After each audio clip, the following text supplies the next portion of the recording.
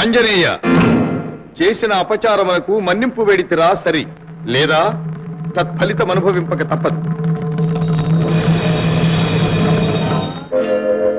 రామా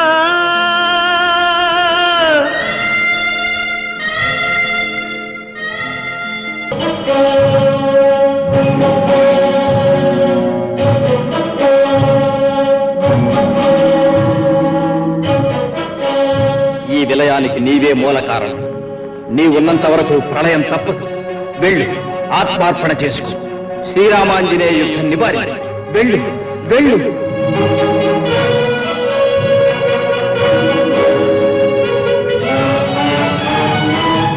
శ్రీరామ.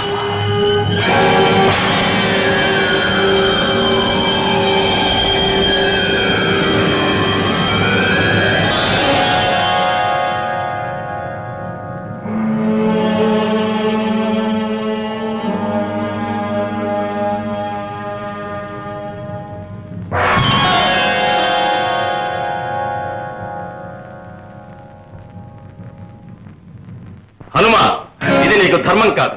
ఇది ఏనా నీ శరణాగత రక్షణ? నీవు అభయం ఇచ్చిన యయాతి ఆత్మహత్యకు పాల్పడుతూ ఉంటే ఉపేక్ష వహిస్తావా? అయ్యా, మన్నించ ప్రార్థన.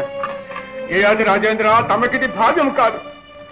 నా స్వామితో వైరము కలిగిన చింతతో. చింత ఏలనయ్యా, ఇందు నీ దోషమేమున్నది? ప్రతిజ్ఞాపాలన శ్రీరామచంద్రునికెంతో, శరణాగత రక్షణ నీకు అంతే. నా ప్రభువునకు నాకు సామ్యమా? ప్రభువునకొక నీతి, బంటుకో నీతి ఉంటుందా? నారాయణ నారాయణ. రాజు అధర్మానికి ఒడిగట్టినప్పుడు బంటు ఎదిరించటంలో తప్పులేదు. నారదా, నా స్వామి అధర్మపరుడా? అవునో కాదో నువ్వే ఆలోచించు. విశ్వామిత్రుణ్ణి సంతృప్తి పరచడం కోసం అమాయకులైన భక్తులపై కత్తి కట్టాలా? పోనీ యయాతి దోషమేమిటో నిరూపించాడా? న్యాయ విచారణ జరిపాడా? ఇది శ్రీరాముని ఆదర్శానికి భంగం కలిగించదా? రామభక్తుడవైన నీవు ఈ అక్రమాన్ని భరించగలవా? భావి తరాల వారు నీ దేవుణ్ణి నిందించటం సహించగలవా? చాలు మునీంద్ర, చాలు. నా స్వామిపై నిందపడిన ఈ దాసుని ప్రాణాలు నిలిచేనా?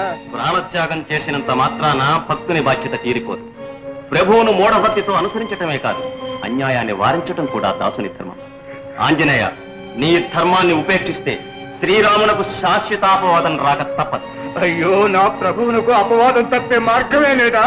లేకే ఈ తరుణములో దీక్ష వహించి యయాతిని కాపాడితే శ్రీరామునకు రానున్న అపవాదు తప్పుతుంది, భక్తులకు ప్రమాదము తప్పుతుంది.